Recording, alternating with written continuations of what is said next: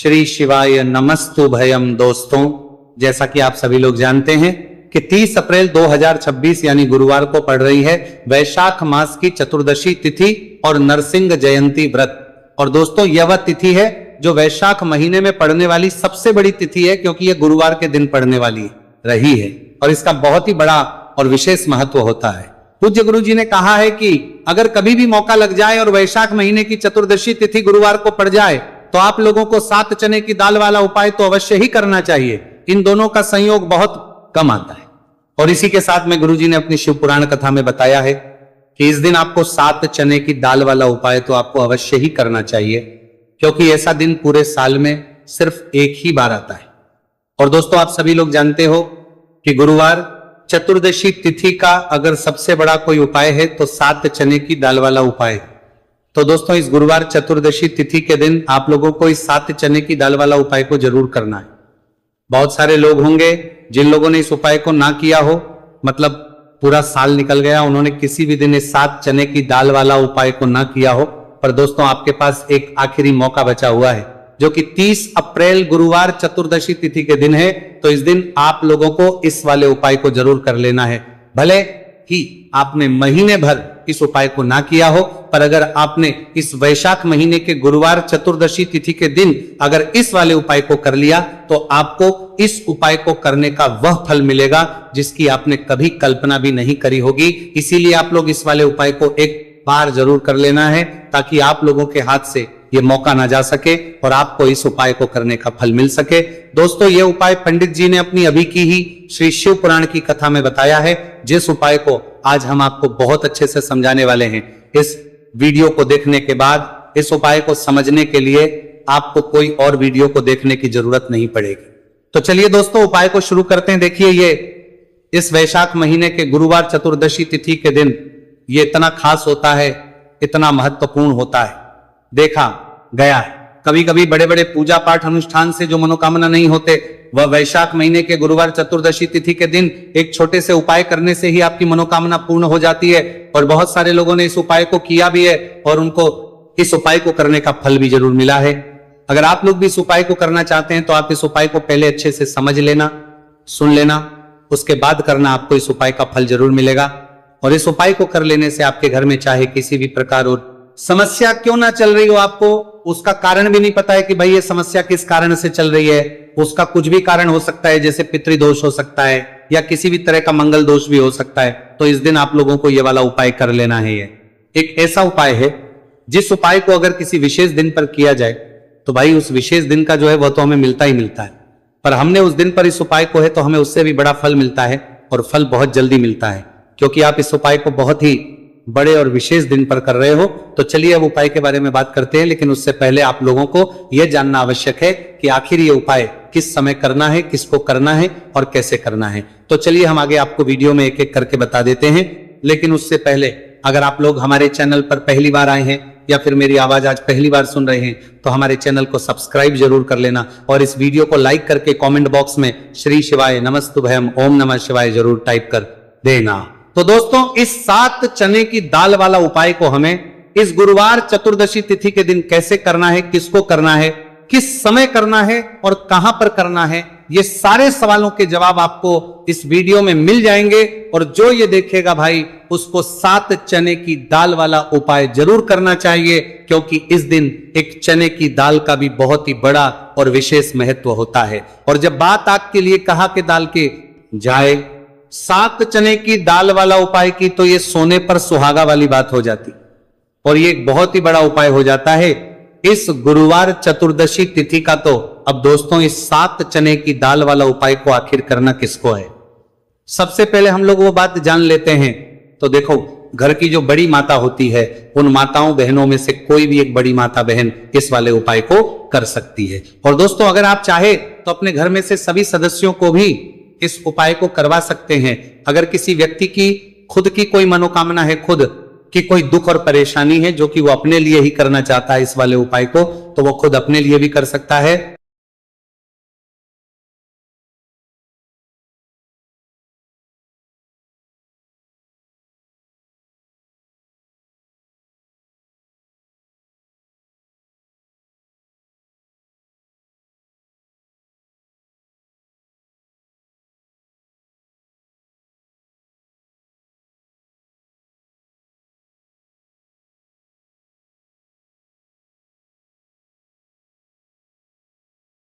बाकी अगर कोई घर में से ऐसा है जो कि अपने पूरे घर परिवार की सुख और शांति के लिए ये वाला उपाय करना चाहता है तो भाई वो भी कर सकता है, उसमें भी कोई वाली बात नहीं है। कहने का मतलब यह है कि इस उपाय को हर एक सदस्य भी कर सकता है और पूरे घर परिवार के सदस्य के लिए घर की बड़ी माताओं बहनों में से कोई एक माता बहन भी कर सकती है। माताएं बहनें अगर घर में उपस्थित ना हो या वह ये वाला उपाय ना कर पा रही हो तो फिर घर का कोई बड़ा सदस्य भी इस 7 चने की दाल वाला उपाय को कर सकता है, चाहे फिर वह पुरुष ही क्यों ना हो, उसमें कोई भी दिक्कत वाली बात नहीं है। अब दोस्तों जो अगला प्रश्न निकल कर आता है वह यह आता है इस उपाय को लेकर के आखिर इस उपाय को हमें किस समय करना, सुबह के समय करना है कि शाम के समय करना है। तो देखो इस वाले उपाय को आप लोग सुबह के समय भी कर सकते हो और शाम के समय प्रदोष काल में भी कर सकते हो। अब अगर आप पूछो कि भाई सबसे उत्तम समय कौन सा रहेगा इस 7 चने की दाल वाला उपाय को करने का, तो हम आपसे बस यही कहेंगे कि इस उपाय को आप सुबह के समय करेंगे तो ज्यादा बेहतर होगा। बाकी अगर प्रदोष काल शाम के समय भी करेंगे तो भी अच्छा होगा, उसमें कोई भी दिक्कत वाली बात नहीं है, उसमें कोई भी दिक्कत वाली बात नहीं है। तो अब दोस्तों जो अगली सबसे बड़ी और महत्वपूर्ण बात आती है वो ये आती है कि सुबह अगर हम उपाय को करेंगे तो हमें कितने बजे से लेकर कितने बजे तक के बीच में करना है, और शाम के समय प्रदोष काल में करेंगे तो हमें कितने बजे से लेकर कितने बजे के बीच में करना है। तो देखो सुबह जितनी जल्दी हो सके आप उपाय को करने की कोशिश करना। बाकी अगर किसी कारणवश लेट भी हो जाओ, थोड़ी देर भी हो जाए तो 10 या 11 बजे तक भी आप कर लेना, पर 12 बजे से ज्यादा देरी ना हो, ठीक है, इस बात का ध्यान रखना। उसके बाद में दोस्तों अगर शाम के समय प्रदोष काल की बात करें, प्रदोष काल का जो समय है होता है वो शाम के 6 बजे से शुरू हो जाता है।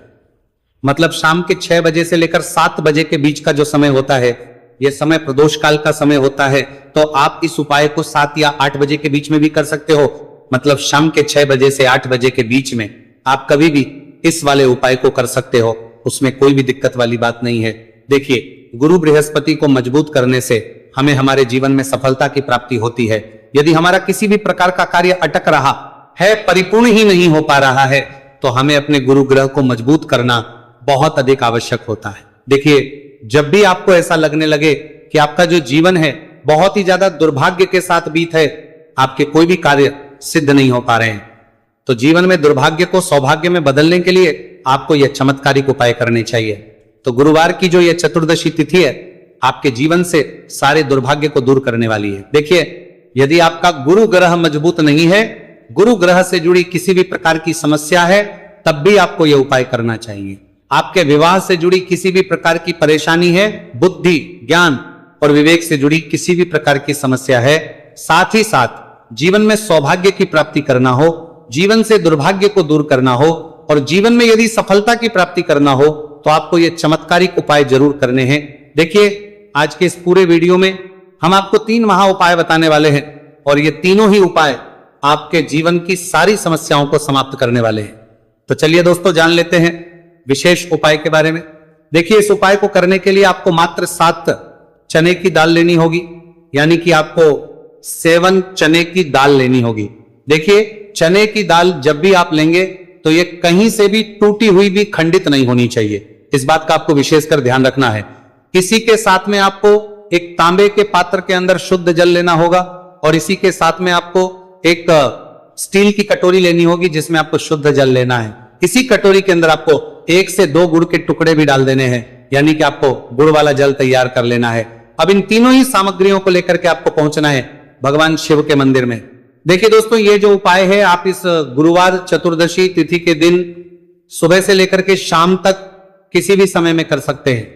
देखिए दोस्तों सबसे पहले तो आपके पास जो 7 चने की दाल है इसे आपको जो आपने गुड़ वाला जल तैयार किया है उसमें आपको डालनी है। आप 7 चने की दाल भी ले सकते हैं, 11 चने की दाल भी ले सकते हैं, 21 भी ले सकते हैं, और यदि आप 41 चने की दाल लेते हैं तो बहुत ही शुभ होता है। तो आपके पास जितनी भी चने की दाल है सबसे पहले तो आपको उसे गुड़ वाले जल के अंदर डाल देनी है।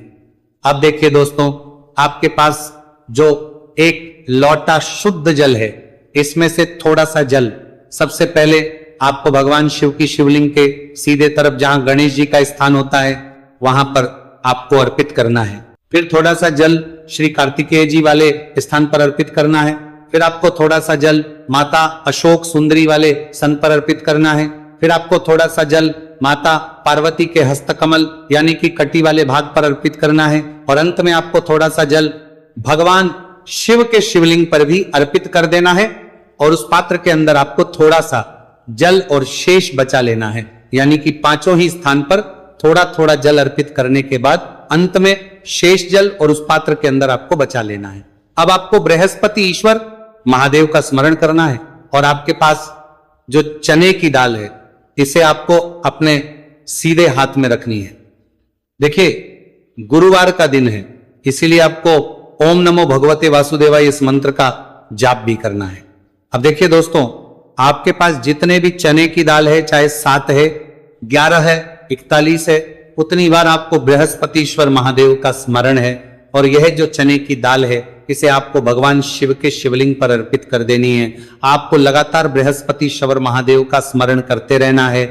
अब देखिए अंत में जो आपने उस पात्र के अंदर शेष जल बचाया था, इसे आपको भगवान शिव के शिवलिंग पर ही धीरे धीरे अर्पित कर देना होगा। श्री शिवाय नमस्तु भयम इस मंत्र का जाप करते हुए यह उपाय करने मात्र से आपका जो भाग्य है वो स्वर्ण के समान चमकने लगता है। आपके से जो भी दुर्भाग्य है वह दूर होता है। तो इस प्रकार से आपको यह उपाय कर लेना है। यह उपाय आप सुबह से लेकर के शाम तक किसी भी समय में कर सकते हैं। अब दोस्तों हम जान लेते हैं गुरु जी द्वारा बताए गए दूसरे उपाय के बारे में। देखिए इस उपाय को करने के लिए आपको सबसे पहले तो मात्र थोड़ा सा शुद्ध घी लेना होगा। देखिए आपको मात्र आधा चम्मच ही शुद्ध घी लेना है और इसी के साथ में आपको एक तांबे के पात्र के अंदर अपने ही घर से शुद्ध जल लेना होगा। और इन सभी सामग्रियों को लेकर के आपको भगवान शिव के मंदिर में पहुंच जाना है। आप यह उपाय सुबह से लेकर के शाम तक किसी भी समय में कर सकते हैं। देखिए सबसे पहले तो आपके पास जो एक लोटा शुद्ध जल है इसे आपको धीरे धीरे शिवलिंग पर अर्पित कर देना है। श्री शिवाय नमस्तु भयम इस मंत्र का जाप करते हुए और बृहस्पतिश्वर महादेव का मन में स्मरण करते हुए। अब देखिए दोस्तों, आपके हाथ की जो अंगूठे के पास वाली उंगली होती है, तर्जनी उंगली, उसमें आपको ये शुद्ध घी लेना है और इस उंगली से आपको शिवलिंग पर जहां माता अशोक सुंदरी का स्थान होता है वहां पर आपको इस घी से अच्छे से लेपन करना है। यानी कि माता अशक्त सुंदरी वाले स्थान पर आपको अच्छे से घी का लेपन कर देना है। और आपकी जो भी मनोकामना है, चाहे आप अपने जीवन से दुर्भाग्य को दूर करने के लिए यह उपाय कर रहे हैं, जीवन सौभाग्य की प्राप्ति के लिए आपकी कोई मनोकामना हो, विवाह के लिए आपकी किसी भी प्रकार की कामना हो, जिस भी प्रकार की आपकी कामना है उसे परिपूर्ण करने के लिए आपको कोई प्रार्थना करनी है और इस घी का लेपन आपको माता अशोक सुंदरी वाले स्थान पर कर देना है। अब दोस्तों इस घी वाली उंगली को आपको कहीं भी साफ नहीं करना है, कहीं भी नहीं पहुंचना है, सीधे आपको अपने घर लेकर के आना है और इस घी की जो पहली बिंदी इसे आपको अपने मुख्य द्वार पर लगा देनी है। और इस घी की बिंदी आप अपने घर में जहां भी आप धन रखते हैं वहां पर भी लगा सकते हैं। आपके घर में जहां कहीं भी रसोई घर है वहां पर भी आप इस घी की बिंदी को लगा सकते हैं। तो 3 जगह आप इस घी की बिंदी को लगा सकते हैं। आपके घर में कभी भी अन्न और धन की कमी नहीं होगी और आपके घर में जो भी क्लेश होगा वो भी समाप्त हो जाएगा। तो इस प्रकार से आपको दुर्भाग्य को दूर के लिए दूसरा उपाय करना है।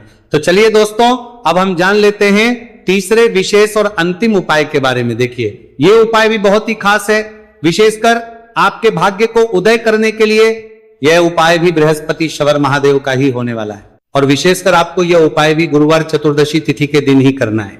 देखिए इस उपाय को करने के लिए आपको सबसे पहले तो एक प्यारी सी और सुंदर सी बेलपत्र लेनी होगी। बेलपत्र लेते समय ध्यान रखें कि यह कहीं से भी कटी फटी खंडित नहीं होनी चाहिए। यदि आपको बेलपत्र नहीं मिल पाती है तो आप शिवलिंग पर चढ़ी हुई बेलपत्र को पुनः शुद्ध जल से धो करके उसका उपयोग कर सकते हैं। इसी के साथ में आपको एक तांबे के पात्र के अंदर शुद्ध जल लेना होगा और इसी के साथ में आपको आधा चम्मच या फिर उससे भी कम शहद लेना होगा।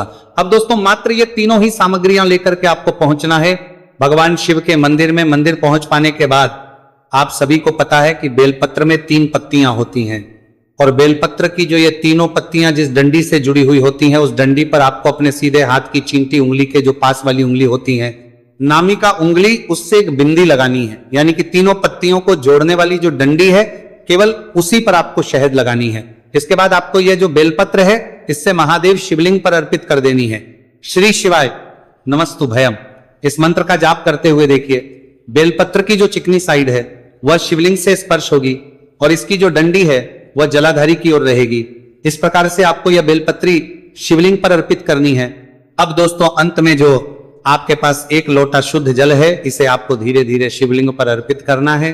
श्री शिवाय नमस्तुभयम इस मंत्र का लगातार करते हुए देखिए, ये जल आपको एक विशेष प्रकार से समर्पित करना है, यानी कि यह जल आपको 7 बार में समर्पित करना है। यानी कि थोड़ा सा जल आपको समर्पित करना है, फिर आपको थोड़ी देर रुकना है, फिर आपको थोड़ा सा जल, आपको 2 घर में तख्ती है, आपको थोड़ा सा जल समर्पित करना है, फिर आपको थोड़ा रुकना है। इस प्रकार से आपको थोड़ा थोड़ा जल 7 बार में शिवलिंग पर और कर